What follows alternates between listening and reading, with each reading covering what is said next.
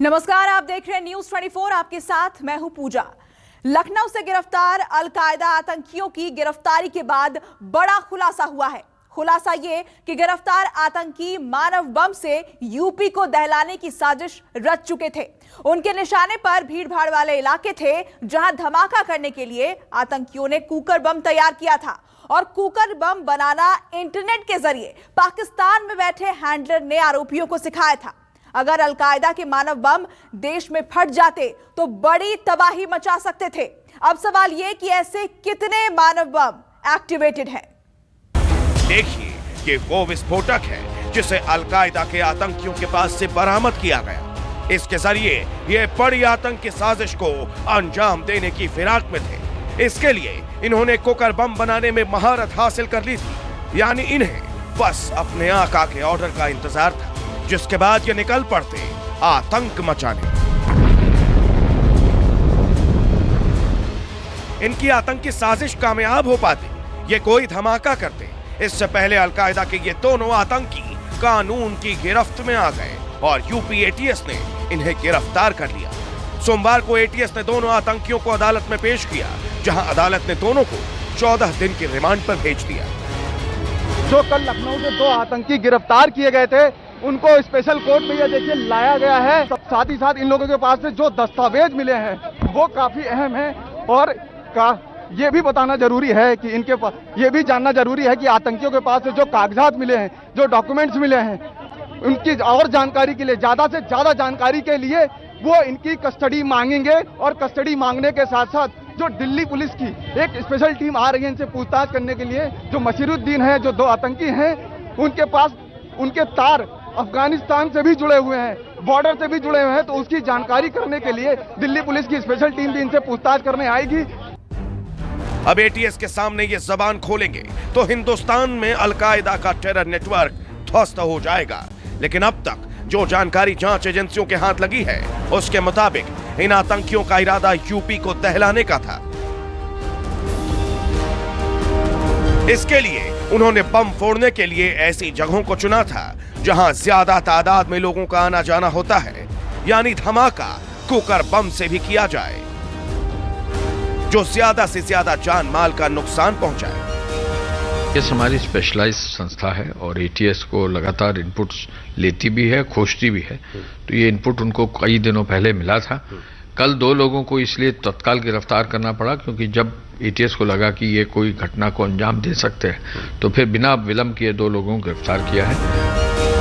पूछताछ के दौरान पता चला कि गिरफ्तार आतंकियों ने प्रेशर कुकर बम की ट्रेनिंग इंटरनेट के जरिए ली थी और महज 2000 रुपए में बम तैयार कर लिया था। बम बनाने की ट्रेनिंग इन्हें उमर अल मंडी से मिली थी। सूत्रों के मुताबिक जब आतंकियों ने अपने आका उमर अल मंदी को यह बताया कि उन्हें बम बनाना नहीं आता, तो पेशावर में बैठे आका आतंकी ने उन्हें इंटरनेट के जरिए बम बनाना सिखाया।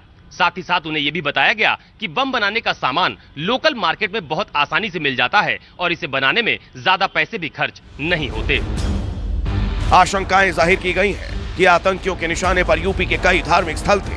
बताते हैं कि जब आतंकियों के ठिकानों पर एटीएस ने दबिश दी, तब विस्फोटक के साथ कुछ कागजात मिले थे जिनमें धार्मिक स्थलों के नक्शे होने की बात कही जा रही है, जहां आतंकी मौका मिलने पर विस्फोट करने की फिराक में थे। वाराणसी, मथुरा, अयोध्या और कानपुर वो शहर थे जिन्हें आतंकी निशाना बनाना चाहते थे। यहां मानव बम फोड़ने की साजिश थी, यानी आतंकी यहां फिदायीन हमला करना चाहते थे। इसी के लिए कुकर बम तैयार किया था।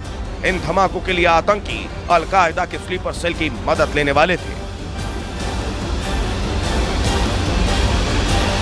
देखिए, सभी ऐसे आतंकवादी जो है दहशत फैलाने का काम करते हैं। इनके लिए इसलिए दहशतगर्द भी कहा जाता है। तो सेंसिटिव एरियाज तो टारगेट पे इनके रहते ही है। अब हम लोगों को देखना कि एग्जैक्ट क्या इनकी नीति थी, वो सब इंटरोगेशन से क्लियर कट हो। भारत में दहशतगर्दी फैलाने का प्लान पाकिस्तान में बना था और गिरफ्तार मसीरुद्दीन और मिन्हाज उसे अंजाम तक पहुंचाने वाले थे। इन्हें पाकिस्तान के पेशावर में बैठा आतंकी सईद अख्तर उर्फ उमर अल मंडी निर्देश दे रहा था, जो यूपी के संभल का रहने वाला बताया जाता है। उमर अल मंडी अलकायदा का आतंकी है। इन दिनों पाकिस्तान के पेशावर में रहता है। 30 साल पहले संभल से पाकिस्तान भागा था। अलकायदा इंडियन सबकॉन्टिनेंट के लिए आतंकियों की भर्ती करता है, आतंकियों को बम बनाने की ट्रेनिंग देता है, आतंकियों को भारत में हमले के लिए उकसाता है। नसीम नाम का यह शख्स संभल का रहने वाला था और पेशावर में बैठे दहशतगर्द उमर अल मंडी भाई है। हालांकि 3 दशक से इसका मंडी से कोई संपर्क नहीं है, फिर भी वो अपने भाई की गतिविधियों से आहत है। बिल्कुल, हम तो हाथ जोड़ के यही कहेंगे, बिल्कुल गलत है। अपने देश में कोई ऐसी बात नहीं है, बेवकूफ़ों की बातों में आके और गलत सलत गतिविधियों में देश को नुकसान पहुंचा रहे हैं। हमें भी परेशानी होती है, घर वालों को उनके, हमारे लिए बहुत शर्म की बात है ये। और उसे भी आ जाना चाहिए, जहाँ भी है अपना कानून का सामना करें, जो भी है बात। अगर कुछ नहीं है तो भी है, और है तो उसकी सजा पा के अपना छुटकारा पा लें इससे। उमर अल मंडी भारत में आतंकी गतिविधियों को अंजाम दिलाने के लिए काम करता है। मिन्हास और मुशीर गिरफ्तार किए गए, दोनों आतंकी इसी के संपर्क में थे। शक है कि संभल में कुछ संदिग्ध मौजूद हो सकते हैं। यही वजह है कि अब यूपी के संभल में भी संदिग्धों की तलाश की जा रही है। तो वहीं कानपुर में भी आतंकी संगठन से जुड़े कुछ लोगों के सक्रिय होने की खबर एटीएस को मिली है, जिसके बाद एटीएस की टीमें संभावित जगहों पर दबिश दे रही है। लखनऊ में एटीएस द्वारा 2 आतंकियों को उठाए जाने के बाद कानपुर में भी अलर्ट जारी हो चुका है। और खास बात यह है, हम जिस इलाके में खड़े हैं ये वही इलाका है, नई सड़क, जहां सूत्रों के हवाले से ये बताया जा रहा था कि नई सड़क इलाके से और पेचबाग इलाके से, साथ में जाजमऊ, कुल मिला के 6 इलाके शहर के ऐसे हैं जहां से एटीएस ने छापेमारी कर 2 से 4 संदिग्धों को उठाया है। और इस नई सड़क, क्योंकि जो सूत्रों के हवाले से खबर आ रही है, जो आतंकी लखनऊ में पकड़े गए हैं वो इस नई सड़क पर आए थे, अपने किसी दोस्त से उन्होंने मुलाकात की। मुलाकात के बाद यहीं से एक मोबाइल भी उन्होंने खरीदा है, जिसके जरिए वो एक दूसरे से कनेक्टिविटी बना के रखते थे। खास बात यह है कि इस नई सड़क इलाके को भी पूरी तरह से कॉर्डन ऑफ करके चेकिंग अभियान, जो सघन चेकिंग अभियान है, वो यहाँ भी चल रहा है। हम आपको दिखाना चाहेंगे कि किस तरह से पुलिस लगातार जो आसपास के इलाके हैं, जो जहाँ से संदिग्धों को उठाया गया था, उस जगह पुलिस लगातार चेकिंग कर रही है। चेकिंग करके जहाँ से गुजरने वाली एक गाड़ियाँ जो हैं, जो संदिग्ध नजर आती हैं, पुलिस उन्हें रोक कर पूरी गाड़ी की तलाशी ली जाती है। और जब पुलिस को संतुष्टि मिल जाती है कि हाँ ये गाड़ी ठीक है, इसमें कोई भी व्यक्ति संदिग्ध नहीं या संदिग्ध सामान इन गाड़ियों में नहीं है, तो पुलिस उन्हें यहाँ से छोड़ दे रही है। बहरहाल इस पूरे घटनाक्रम में जिस तरह से एटीएस ने देर रात छापेमारी कर कानपुर से 2 से 4 संदिग्धों को उठाया है, उसके बाद से पूरे कानपुर में अलर्ट जारी है और चौराहा पर पुलिस इसी तरह से लगातार सघन चेकिंग अभियान चला रही है। दूसरी तरफ एटीएस को गिरफ्तार आतंकियों की 14 दिन की रिमांड मिली है। इस दौरान एटीएस दोनों के पाकिस्तान से कनेक्शन और विदेशों से इन्हें मिलने वाले फंड की जांच करेगी। इसके अलावा इनके नेटवर्क में और कौन-कौन लोग शामिल हैं, कहां-कहां स्लीपर सेल सक्रिय हैं, उसका भी पता लगाया जाएगा।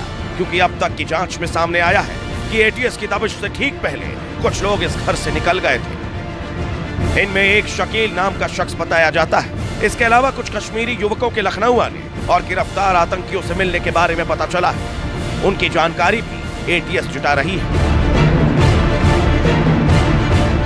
संभल से सद्दाम, लखनऊ से अशोक तिवारी के साथ मानस श्रीवास्तव, न्यूज़ 24। गिरफ्तार आतंकी DIY यानी डू इट योरसेल्फ मतलब खुद करो मॉड्यूल का हिस्सा थे, जिन्हें टेरर की ऑनलाइन ट्रेनिंग मिली थी। हालांकि वक्त रहते इन्हें गिरफ्तार कर लिया गया, लेकिन खतरा पूरी तरह टला नहीं है, क्योंकि आतंकियों के निशाने पर धार्मिक स्थल थे। ऐसे में एजेंसियों को शक है कि आतंक के इस नेटवर्क के कुछ लोग अभी भी सक्रिय हो सकते हैं, जो साजिश को अंजाम दे सकते हैं। लिहाजा यूपी के संवेदनशील शहरों की सुरक्षा व्यवस्था कड़ी कर दी गई है। कि साजिश कामयाब हो पाती, ये कोई धमाका करते, इससे पहले अलकायदा के ये दोनों आतंकी कानून की गिरफ्त में आ गए और यूपी एटीएस ने इन्हें गिरफ्तार कर लिया। सोमवार को एटीएस ने दोनों आतंकियों को अदालत में पेश किया, जहां अदालत ने दोनों को 14 दिन की रिमांड पर भेज दिया। जो कल लखनऊ से 2 आतंकी गिरफ्तार किए गए थे, उनको स्पेशल कोर्ट में यह देखिए लाया गया है। सबसे अहम बात यह है कि उन्हें कितने दिन की रिमांड एटीएस इन लोगों की रिमांड मांगती है। साथ ही साथ इन लोगों के पास से जो दस्तावेज मिले हैं वो काफी अहम है। और ये भी बताना जरूरी है कि इनके पास, ये भी जानना जरूरी है कि आतंकियों के पास से जो कागजात मिले हैं, जो डॉक्यूमेंट्स मिले हैं, उनकी और जानकारी के लिए, ज्यादा से ज्यादा जानकारी के लिए वो इनकी कस्टडी मांगेंगे। और कस्टडी मांगने के साथ साथ जो दिल्ली पुलिस की एक स्पेशल टीम आ रही है इनसे पूछताछ करने के लिए। जो मशीरुद्दीन है, जो 2 आतंकी हैं, उनके पास उनके तार अफगानिस्तान से भी जुड़े हुए हैं, बॉर्डर से भी जुड़े हुए हैं, तो उसकी जानकारी करने के लिए दिल्ली पुलिस की स्पेशल टीम भी इनसे पूछताछ करने आएगी। अब एटीएस के सामने ये जबान खोलेंगे तो हिंदुस्तान में अलकायदा का टेरर नेटवर्क ध्वस्त हो जाएगा। लेकिन अब तक जो जानकारी जांच एजेंसियों के हाथ लगी है, उसके मुताबिक इन आतंकियों का इरादा यूपी को दहलाने का था। इसके लिए उन्होंने बम फोड़ने के लिए ऐसी जगहों को चुना था जहां ज्यादा तादाद में लोगों का आना जाना होता है, यानी धमाका कुकर बम से भी किया जाए जो ज्यादा से ज्यादा जान माल का नुकसान पहुंचाए। ये हमारी स्पेशलाइज्ड संस्था है और एटीएस को लगातार इनपुट्स लेती भी है, खोजती भी है। तो ये इनपुट उनको कई दिनों पहले मिला था। कल 2 लोगों को इसलिए तत्काल गिरफ्तार करना पड़ा क्योंकि जब एटीएस को लगा कि ये कोई घटना को अंजाम दे सकते हैं तो फिर बिना विलंब किए 2 लोगों को गिरफ्तार किया है। पूछताछ के दौरान पता चला कि गिरफ्तार आतंकियों ने प्रेशर कुकर बम की ट्रेनिंग इंटरनेट के जरिए ली थी और महज 2000 रुपए में बम तैयार कर लिया था। बम बनाने की ट्रेनिंग इन्हें उमर अल मंडी से मिली थी।